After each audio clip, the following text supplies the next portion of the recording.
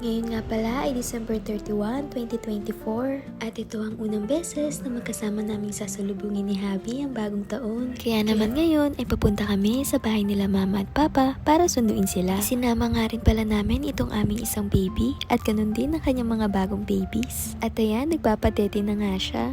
At matapos ang ilang oras na biyahe ay narito na kami sa aming pupuntahan. By the way, andito nga pala kami sa Pampanga, sa bahay nila tita. At dito na rin namin sasalubungin ang pagpasok ng taong 2025. Late na nga rin pala kaming nakarating, kaya ilang minuto na lang din bago magsimula ang countdown. Kaya nung sumapit na ang alas 12, dali-dali na rin akong tumakbo para makuha ng mga fireworks. May nagpaagaw nga rin pala ng pera, pero hindi ko na naabutan. May mga nakuna naman akong fireworks, kaso nga lang, bukod sa kakaunti, hinatakpan pa ng mga bahay. At pagkatapos ay bumalik na rin kami para kumain. Happy New Year! Welcome 2025! Thanks God for the blessings and more blessings to come for this year. Ito nga pala yung simpleng handa namin. O diba ang sasarap? At pagkatapos ay nagsimula na rin kaming mag-videoke. At ayan, sinimula na nga ni Papa ang kantahan. At syempre, hindi papatalo ang mga reyna. At ayan na nga, nagduwit pa kami ng aking kambal. Baka malito kayo ha, ako nga pala yung nasa gilid, hindi nga lang kita at katabi ko si mama. O diba, ang pretty. At syempre, hindi pwedeng mawala ang sayawan. At magdamaga na nga pala ito. Good morning! Umaga na nga pala, pero hindi pa dito nagtatapos ang aming kasiyahan. Dahil naghahanda na kami para sa susunod naming pupuntahan. At matapos makapaghanda, eto na nga at kami ay babiyahin na. Marami nga palang magagandang tanawin ang aming nadaanan. Kaya naman, kahit medyo matagal ang oras ng biyahe, ay hindi kami nakaramdam ng pagkainip. At ito na nga, ay malapit na kami. Nang matapos ang ilang oras na biyahe, finally, nakarating din kami dito sa aming destinasyon. Nandito nga pala kami sa Bataan Beach Resort. Bago nga ang lahat ay kumain na muna kami. Eto na nga rin pala yung mga tira naming handa kagabi. Buti na nga lang ay wala pang napapanis. Nang makarating nga pala kami dito ay tirik na tirik ang araw. Ang buong akala ko pa nga ay magsuswimming kami ng masama ang panahon. Ditong mga nakaraang araw kasi ay panay ang ulan. Pero mas maigi na yung mainit kesa naman ang umuulan. At nang matapos nga namin kumain ay nagsimula na kaming maglakad-lakad. Hindi na nga rin muna kami nag-swimming kahit na medyo humupa na yung init. Dahil bukod sa nagpapababa muna kami ng kinain, ay gusto muna namin namnamin ang simoy ng hangin at ang kagandahan ng paligid.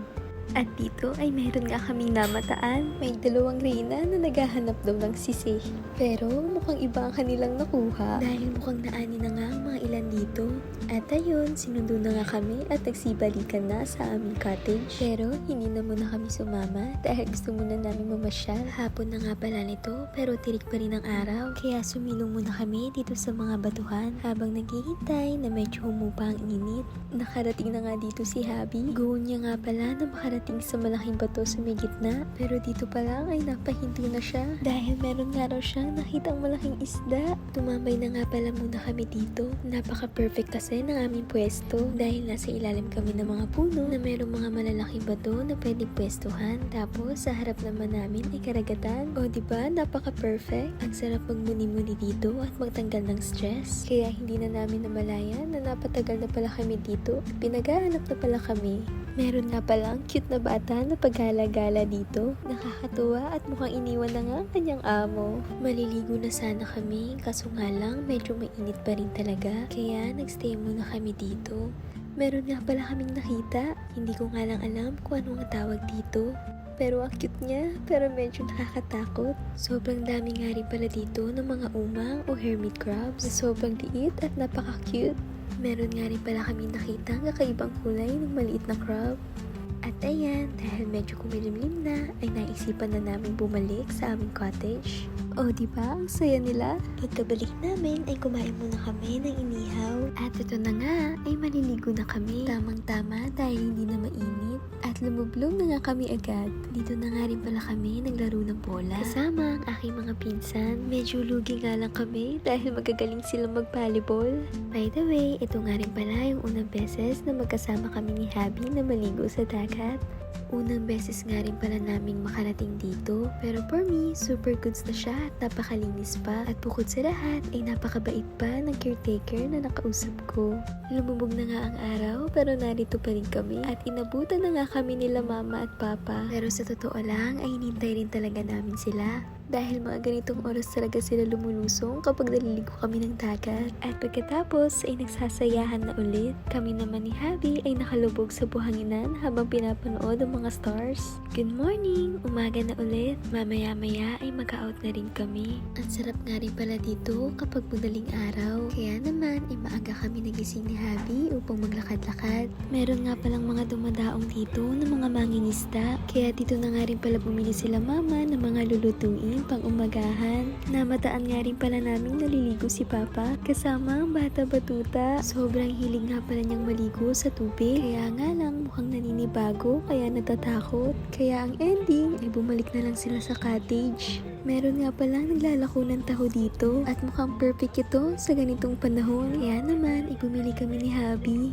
Ito nga pala yung mga nabili nilang isda ni Mama dahil nga sa iba't ibang klase ng isda na ito ay hindi rin nila alam kung ano ang tawag. At pagkatapos namin mag-umagahan ay napagdesisyon na namin gumawa ng activities para naman masulit namin nakakaunting oras bago kami umalis. Kaya naman ngayon ay nagre-ready kami para mag-island hopping at ito na nga ay umandar ng bangka. Sa totoo lang, ito ang unang beses na makakasakay ako ng bangka. Kaya naman ay sobra akong nai-excite at the same time ay kinakabahan. By the way, dalawa nga pala ang pupuntahan namin, ang Morong Beach at ang Bagak Cave. At ngayon ay una naming pupuntahan ay ang Bagak Cave. Grabe, sobra talaga akong natutuwa sa mga tanawin. Sa sobrang tuwa ko ay malapit na akong tumalon at bumalik sa aming kaharian. At dahil first time ko nga sumakay sa ganitong bangka, akala ko talaga nung una ay lulupog kami. Dahil sa sobrang ingay nito ay akala ko nasisira na ang makina. At ito na nga ay sa wakas ay padaong na kami sa Bagak Cave. Dito nga pala ay napakalinaw rin ng tubig. Nakakatuwa dahil kitang-kita namin ang kailaliman ng dagat. At ito na nga ay dumaong na kami. At pagkatapos ay isa-isa na kaming bumaba ng bangka. Ito nga rin pala yung unang beses na makarating ako sa mga ganitong klaseng lugar. Kaya nung makarating ako dito,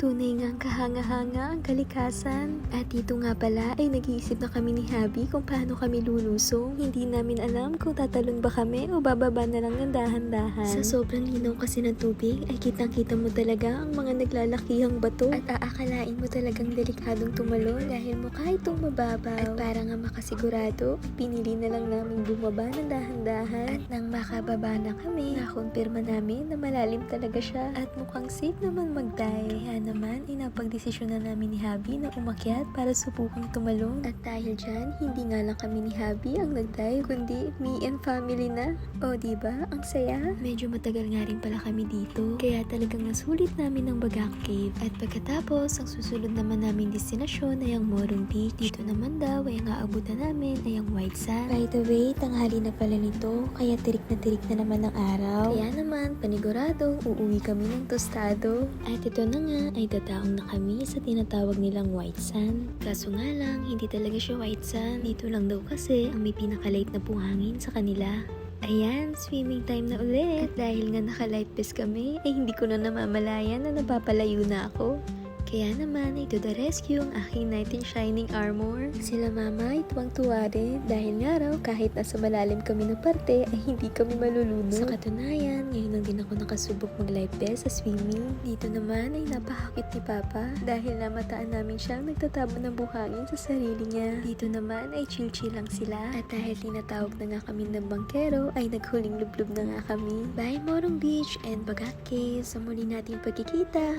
Ngayon ay dadaong na kami sa aming pinanggalingan. Pagkarating nga namin ay nag-ayos na agad kami ng gamit dahil out na namin.